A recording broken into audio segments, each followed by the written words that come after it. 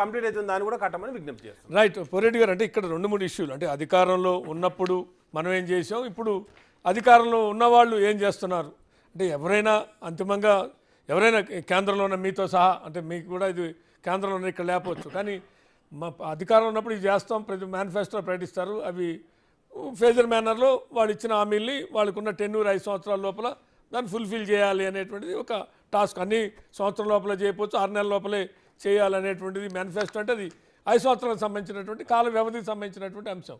కానీ అంటే ఇప్పుడు ఏవో కొన్ని నోటిఫికేషన్లు అవి వస్తున్నాయి. అంటే దీంట్లో ఫస్ట్ ఆఫ్ ఆల్ వాళ్ళ డిమాండ్స్ ప్రభుత్వం వినటం అనేటువంటిది ఒక అంశం, సానుకూలంగా స్పందించడం రెండో అంశం.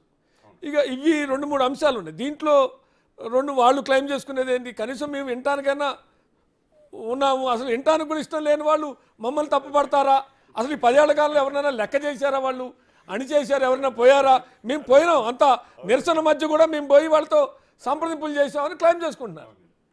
పివి గారు, ముందుగా మీకు అట్లాగే డాక్టర్ రాకేష్ గారికి, మనవతారాయ్ గారికి, గౌరీశంకర్ గారికి, మన బిగ్ టీవీ ప్రేక్షకులందరికీ నమస్కారం అండి. ఇప్పుడు ఏం లేదండి, మీకు తెలుసు, నాకు తెలుసు, మీరు చెప్పినట్లుగానే మేనిఫెస్టోలు డిక్లేర్ చేస్తారు, 5 సంవత్సరాలు అధికారంలో ఉంటాము. అధికారంలో ఉన్నప్పుడు శాయశక్తులా ప్రయత్నిస్తాం మనం మేనిఫెస్టోని ఇంప్లిమెంట్ చేయడానికి. మొదటి సంవత్సరం కాకపోతే రెండో సంవత్సరంలో కొన్ని చేస్తాం, మూడో సంవత్సరంలో కొన్ని చేస్తాం, అంచెలంచెలుగా చేసుకుంటూ వస్తాం. ఇదంతా మనందరికీ తెలుసు, కానీ కాంగ్రెస్ వారికి అది తెలియదండి. మరి ఏం చెప్పారు, 7వ తారీఖు అధికారంలోకి వస్తే 9వ తారీఖే రుణమాఫీ చేస్తామన్నారు. ఉట్టిగా ప్రతిపక్షాలు ఎవ్వరూ అడగలేదు. ఇప్పుడు 2 లక్షల ఉద్యోగాలు 1 సంవత్సరంలో కంప్లీట్ చేస్తామన్నారు, 1 సంవత్సరంలో అని వారే చెప్పారు.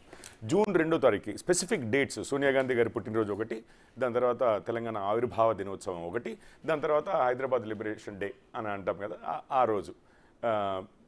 ఈ 3 రోజుల్ని వాడారు. అదేమో రైతు రుణమాఫీ అన్నారు, 2 లక్షలు ఒకటేసారి అన్నారు.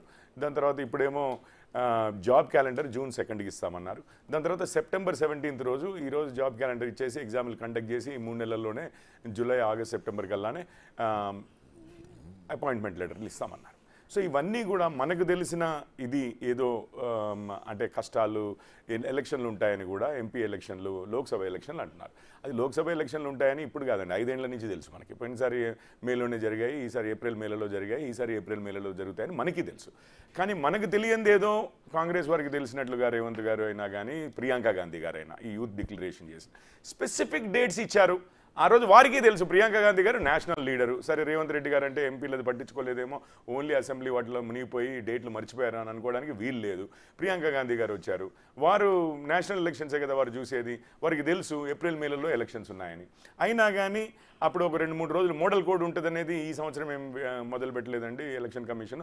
ఎప్పటి నుంచో ఎలక్షన్ ఉన్నప్పటి నుంచి మోడల్ కోడ్ ఉంది, ఈవెన్ ఇందిరాగాంధీ రోజుల్లో నుంచి. అందుకే కదా వారు ఆ ఎమర్జెన్సీకి ముందు వారు డిస్క్వాలిఫై అయింది అలహాబాద్ హైకోర్టులో, మోడల్ కోడ్ని వైలేట్ చేశారని చెప్పి. సో అవి ఎప్పటి నుంచో ఉన్నాయి, ఎన్నికలు ఉన్నప్పటి నుంచి మోడల్ కోడ్ ఉంది.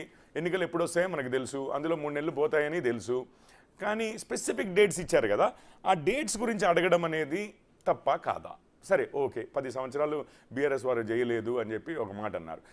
చేయబట్టి ఇప్పుడు వారిని ఓడించి మిమ్మల్ని తీసుకొచ్చారు కదా, ఇప్పుడు కాంగ్రెస్ వారిని అయితే తీసుకొచ్చారు. సరే, మేము ధర్నాలు అయ్యో రామరామ్, ఇప్పుడు ధర్నాలు చేయడం కోసం అనండి ఇంత మ్యాండేట్ ఇచ్చింది, మాకు ధర్నాలు చేయనీయలేదు కేసీఆర్ గారు, రేవంత్ గారు వస్తే మాకు ధర్నాలు చేయనిస్తారు, అగో అదొక్కటి చాలు, మాకు ఆ హక్కు ఒక్కటి చాలు, దానికోసమని చెప్పి మేము ఓటేస్తున్నామని చెప్పి వచ్చారా? వారికి ఉద్యోగాలు అన్నారు, మీరు ప్రామిస్ చేశారు, ఇస్తామన్నారు, మెగా డిఎస్సీ చేస్తాం, ఉన్న ఖాళీలన్నీ ఇంప్లిమెంట్ చేస్తాం.